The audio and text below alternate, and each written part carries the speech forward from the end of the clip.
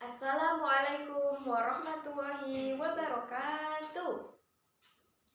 Bagaimana kabar kalian pada hari ini? Semuanya sehat ya? Alhamdulillah, semoga kalian semuanya selalu diberikan kesehatan dan selalu dalam lindungan Allah Subhanahu wa Ta'ala. Baik, hari ini kita akan belajar mengenai puasa wajib dan puasa sunnah. Ibu mau tanya dulu, di sini ada tidak yang belum sama sekali belum pernah berpuasa? Puasa wajib ataupun puasa sunnah? Ada tidak? Iya, kalau ada, semoga di tahun depan kalian bisa melaksanakan puasa wajib, yaitu puasa Ramadan. Dan jika kalian sudah melakukannya, syukur-syukur ya, kalian bisa melanjutkannya di tahun depan. Karena puasa merupakan kewajiban dalam Islam. Tahu tidak, puasa itu rukun Islam yang keberapa? Yang ketiga. Yang pertama, syahadat. Yang kedua, sholat. Yang ketiga, puasa. Yang keempat, zakat. Dan yang terakhir, haji bagi yang mampu. Seperti itu ya. Baik, puasa artinya ada yang tahu tidak? Ya, kalau belum tahu, ibu akan menjelaskan lebih dulu ya. Baik, puasa itu artinya menahan dari segala sesuatu. Selanjutnya, sedangkan puasa menurut istilah adalah menahan diri dari segala sesuatu yang bisa membatalkan puasa, mulai terbitnya fajar hingga terbenamnya matahari.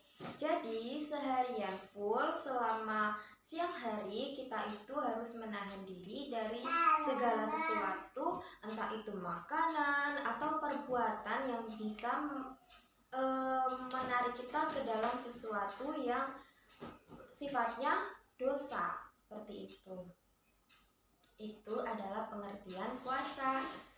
Sampai sini paham ya tentang pengertian puasa? Oke, kalau sudah paham, ibu akan melanjutkan tentang macam-macam puasa wajib. Puasa wajib itu ada 4. Yang pertama, puasa Ramadan. Puasa Ramadan yaitu puasa yang dilakukan pada bulan Ramadan selama 30 hari dan itu sifatnya wajib. Jika kalian tidak melakukannya, maka akan mendapatkan dosa. Seperti itu. Makanya tadi ibu kan tanya di awal sebelum kita memulai pelajaran, siapa yang belum pernah melakukan puasa? Dan kalau kalian sudah melakukannya, alhamdulillah bisa dilanjutkan pada tahun kedepannya lagi. Seperti itu. Karena puasa dalam bulan Ramadan itu datangnya cuma 1 kali dalam setahun. Jika kalian tidak melakukannya, maka akan rugi. Seperti itu. Ya. Apalagi kalian sudah kelas 8, sudah balik kan? Ya. Selanjutnya, puasa nazar. Puasa nazar yaitu puasa yang ketika kita sudah mendapatkan sesuatu terus kita berjanji akan melakukan puasa. Misalnya kalian mau beli sepeda, kalian sudah beli, dan sebelum kalian beli kalian sudah bernazar bahwa kalian ingin berpuasa. Nanti setelah saya beli sepeda saya mau berpuasa. Itu kan termasuk puasa nazar dan sifatnya wajib. Jika kalian tidak melakukannya, maka akan mendapatkan dosa.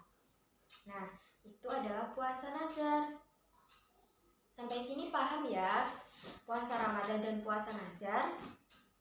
Iya, selanjutnya yaitu puasa kafarat. Ada yang tahu puasa kafarat? Puasa kafarat yaitu puasa membayar denda.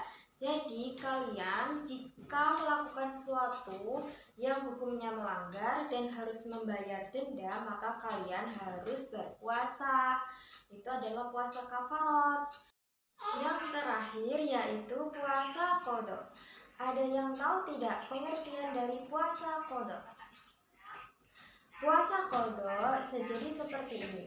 Misalnya, pada bulan Ramadan, perempuan itu kan ada halangannya yang dinamakan haid. Jadi, kalian kan mempunyai hutang puasa yang harus dibayar setelah puasa Ramadan selesai. Nah, kalian bisa melunasinya dengan puasa qadha. Itu adalah pengertian dari puasa qadha. Jadi kalian bisa membayar puasa Ramadan nanti setelah puasa Ramadan selesai dan kalian bisa membayarnya dengan puasa qadha. Sampai sini paham ya macam-macam puasa? Baik. Nah, tadi kan Ibu sudah jelaskan tentang macam-macam puasa. Selanjutnya, Ibu akan menjelaskan tentang syarat wajibnya puasa. Di sini ada yang tahu syarat wajibnya puasa itu ada berapa? Baik, Ibu akan jelaskan dulu ya. Jadi, syarat wajibnya puasa itu ada 4. Yang pertama, yaitu balik. Maksudnya gimana?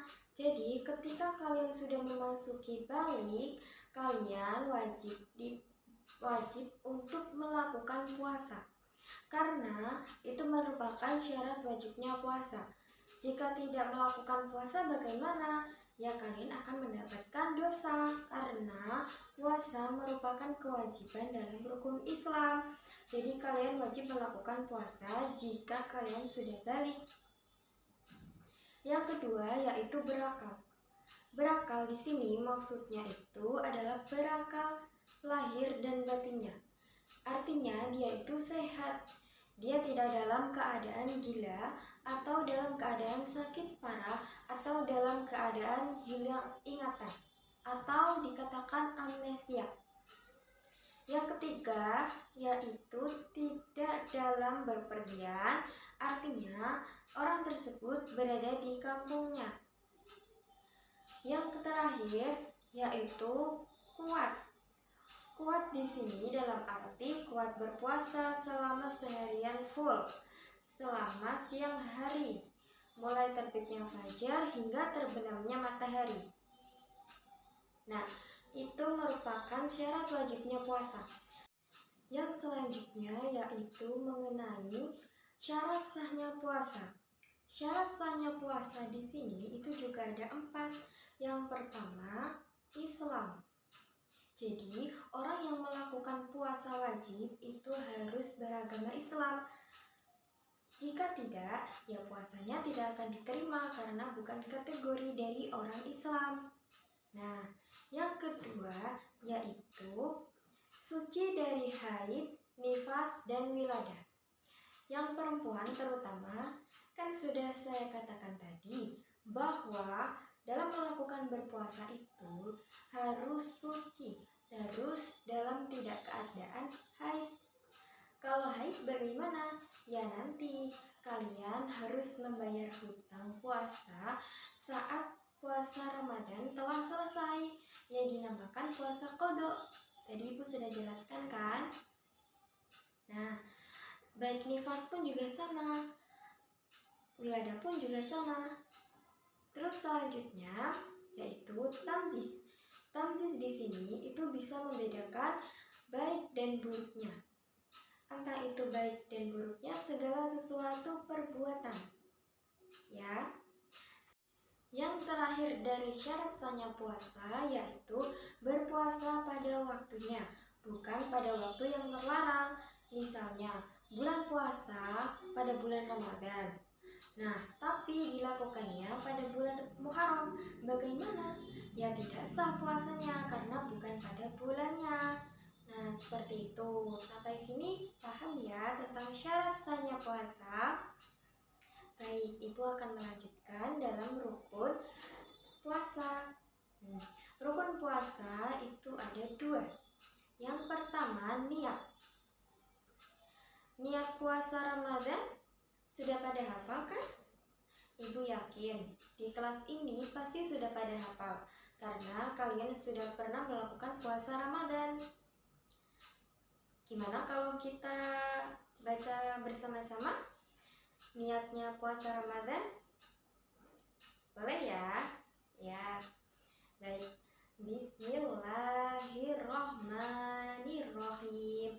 nawaitu saumal ghadin an adai fardhi syahri ramadhani hadhihi sanati fardholillahi ta'ala.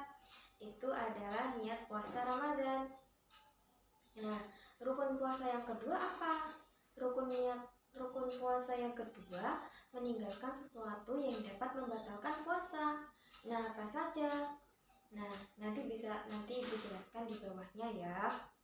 Nah, selanjutnya yaitu hal-hal yang dapat membatalkan puasa. Nah, Ibu akan menjelaskan apa saja yang dapat membatalkan puasa. Yang pertama yaitu makan dengan sengaja. Kalian pernah tidak tiba-tiba kalian itu bilang mau makan mumpung gak ada orang gitu. Habis itu dilanjut lagi puasanya. Ada yang seperti itu? Tidak ya di kelas ini. Kalau ada ya diperbaiki lagi puasanya. Kalau macam puasa seperti itu, apa puasanya bakal diterima? Ya tidak. Allah itu maha tahu. Jadi kalau kalian tiba-tiba makan, entah itu makannya di bawah meja atau pas lagi tidak ada orang, itu ya tetap aja hukumnya dosa karena Allah maha tahu. Nah, selanjutnya minum dengan sengaja. Sama saja dengan makan disengaja. Kalau tidak disengaja bagaimana hukumnya? Ya boleh, bisa dilanjutkan puasanya karena kita tidak tahu kalau keadaan kita sedang berpuasa. Jadi dilanjut aja nggak apa-apa. Kecuali kalau kalian benar-benar sengaja, kalian ingat tapi kalian lupa-lupa lupa puasa gitu ya. Jadi kalau kalian makan minumnya tidak disengaja itu nggak apa-apa, bisa dilanjutkan lagi sampai maghrib, sampai terbenamnya matahari. Nah begitu. Yang ketiga, muntah disengaja. Itu bisa membatalkan puasa juga ya. Seandainya kalian itu siang hari tiba-tiba kalian kalau kayak mau bikin bisa muntah nih habis itu bisa makan atau bisa minum, itu ya sama aja puasanya tidak sah. Seperti itu. Yang selanjutnya, hal yang bisa membatalkan puasa yaitu datang haid bagi perempuan. Perempuan di sini pasti sudah pada haid ya. Jadi kalau kalian sedang dalam keadaan puasa Ramadan, tiba-tiba kalian datang bulan, itu lebih baik puasanya diganti nanti setelah puasa Ramadan selesai. Nah, namanya apa tadi? Puasa qadha itu ya. Selanjutnya murtad, keluar dari agama Islam, itu juga bisa membatalkan puasa ya. Nah, dan lain sebagainya.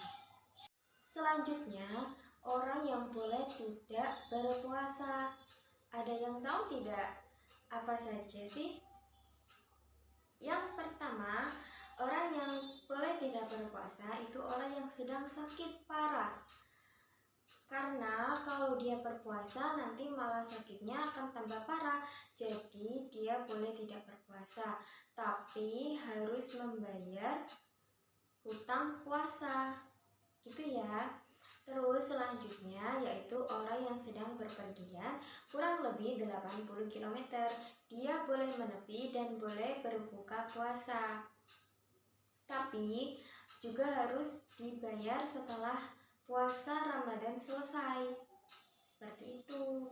Selanjutnya, orang yang sedang hamil menyusui. Itu kalau seandainya puasa kan akan berakibat pada kandungannya atau bayinya. Jadi boleh tidak berpuasa lebih dulu, tapi juga harus membayar puasa yang telah ditinggalkannya. Yang terakhir, orang yang boleh tidak berpuasa yaitu orang yang sudah lanjut usia atau orang yang sudah lemah dan tidak bisa melanjutkan puasa seharian full. Tapi dia harus membayar fidyah atau bersedekah tiap hari 1/4 liter beras, sama dengan halnya makanan yang mengenyangkan, kepada fakir miskin apabila orang tersebut mampu. Itu adalah hal-hal orang yang boleh tidak berpuasa. Selanjutnya, hal-hal yang harus dihindari selama berpuasa. Ada yang tahu tidak? Oke, Ibu jelaskan ya. Jadi, hal-hal yang harus dihindari selama berpuasa itu yang pertama, memfitnah. Tidak boleh ya, selama berpuasa tidak boleh memfitnah orang lain. Selanjutnya, mencela. Sama saja, mencela, membuli selama berpuasa, apalagi di lingkup sekolahan. Kalian tiba-tiba membuli temannya. Itu kan bisa memacu kebatalan puasa. Jadi ketika berpuasa itu lebih baik melakukan hal-hal yang lebih bermanfaat dan tentunya bisa menambah pahala. Seperti itu. Mencuri, sama saja mencuri. Apalagi bercerita atau mendengar cerita yang belum tentu itu kejelasannya. Bisa jadi yang bercerita itu ceritanya mengacu kepada kebohongan. Bisa jadi itu. Jadi kalau sedang berpuasa itu harus menghindari segala sesuatu yang dapat membatalkan puasa. Harus bisa membedakan baik dan buruknya. Gitu ya. Selanjutnya, hal-hal yang disunahkan dalam berpuasa.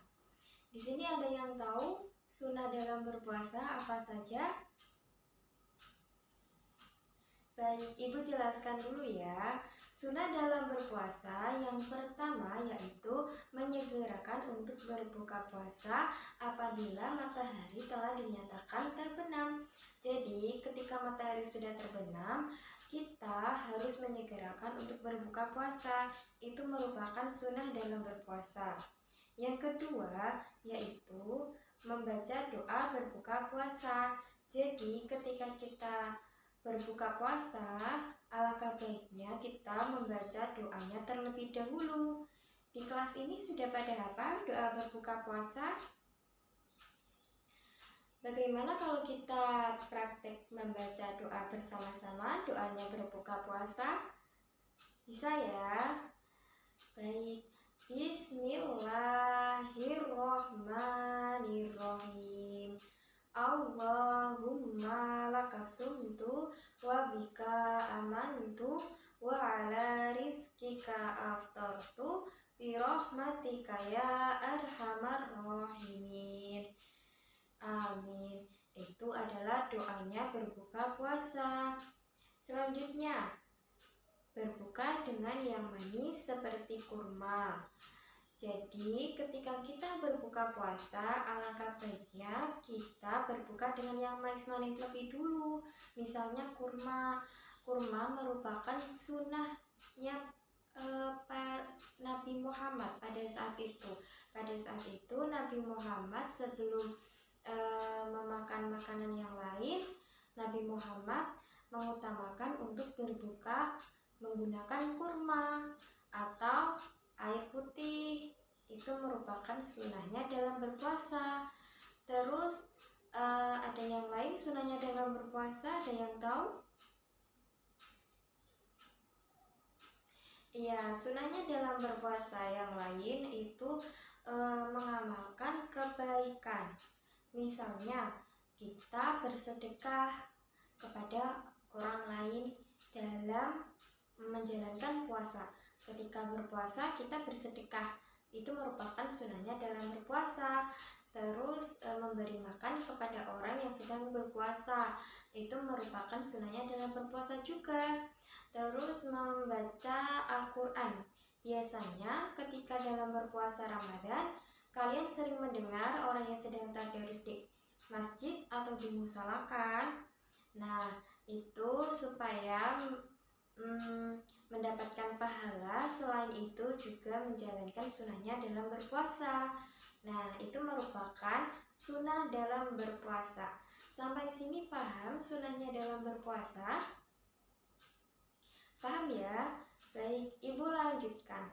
Selanjutnya, macam-macam puasa sunnah. Ada yang tahu macam-macam puasa sunnah apa saja?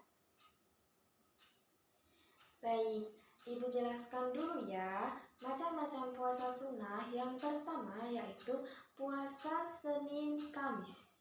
Maksudnya, puasa Senin Kamis ini hanya dilakukan pada hari Senin dan hari Kamis. Jadi jangan salah mengartikan. Kalau kalian tiba-tiba mengartikannya puasa Senin dan puasa Kamis itu maksudnya puasa di hari Senin sampai hari Kamis. Itu salah, bukan begitu maksudnya. Tapi puasa Senin Kamis itu maksudnya puasa di hari Senin dan di hari Kamis saja. Dan puasa ini itu sangat dianjurkan oleh Rasulullah. Gitu ya. Selanjutnya yaitu puasa Syawal. Puasa Syawal itu puasa yang dilakukan 6 hari berturut-turut pada bulan Syawal. Dan ini hukumnya sunnah. Bisa juga dilakukan secara selang-seling. Misal puasa hari ini, besok tidak. Besoknya lagi puasa, besoknya tidak. Besoknya lagi puasa, besoknya tidak. Itu boleh selama 6 hari berturut-turut atau secara selang-seling. Itu hukumnya sunnah ya. Yang ketiga yaitu puasa Arafah. Ada yang tahu puasa Arafah? Iya, puasa Arafah yaitu puasa yang dilakukan pada tanggal 9 Dzulhijjah. Puasa ini dilakukan ketika umat Islam sedang menunaikan ibadah haji. Tetapi umat Islam yang sedang menunaikan ibadah haji itu tidak disunahkan karena takutnya bisa mengganggu jalannya ibadah haji. Jadi umat Islam yang sedang menunaikan ibadah haji itu tidak disunahkan. Selanjutnya yaitu puasa Asyura. Puasa Asyura itu dilakukan pada tanggal 10 Muharram. Dan ini sunnahnya itu sunnah mu'akkad. Jadi hukumnya sunnah mu'akkad. Begitu ya. Yang selanjutnya yaitu puasa Ayyamul Bid. Ada yang tahu tidak puasa Ayyamul Bid itu apa? Puasa Ayyamul Bid itu puasa yang dilakukan setiap bulan. Biasanya dilakukan pada tanggal 13, 14, dan 15. Karena pada tanggal itu malamnya itu sedang bercahaya penuh, bulannya sedang bercahaya penuh. Jadi dianjurkan untuk puasa sunnah Ayyamul Bid. Selanjutnya yaitu puasa Syaban. Puasa Syaban yaitu puasa yang dianjurkan oleh Rasulullah. Keistimewaannya itu sebagai bentuk persiapan untuk bulan Ramadan. Bulan Syaban kan setelah itu bulan Ramadan. Jadi bulan Syaban ini sebagai bentuk persiapan untuk menyambut bulan Ramadan. Selain itu keistimewaannya kebaikan akan dilaporkan dan dinaikkan derajatnya oleh Allah. Selanjutnya yaitu puasa Daud.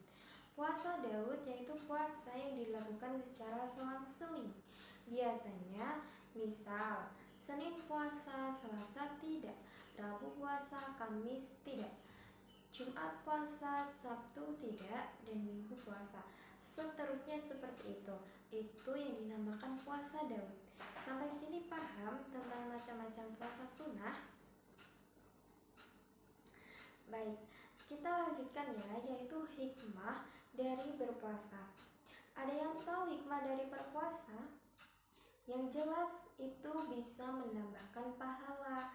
Karena hikmah dalam berpuasa itu untuk melatih kita supaya bisa lebih sedikit sabar sebenarnya. Selain itu, hikmah dari berpuasa yaitu untuk lebih mendekatkan diri kepada Allah.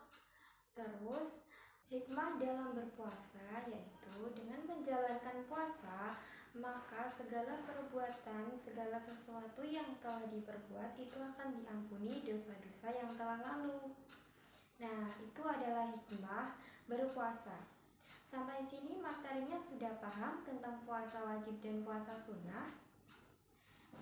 Iya, alhamdulillah kalau kalian semua sudah paham. Nah, sebelum Ibu mengakhiri pelajaran pada hari ini, Ibu ada sedikit kata-kata buat kalian, sedikit kata motivasi, yaitu jangan biarkan siapapun mengatakan kalau kalian tidak bisa melakukan sesuatu.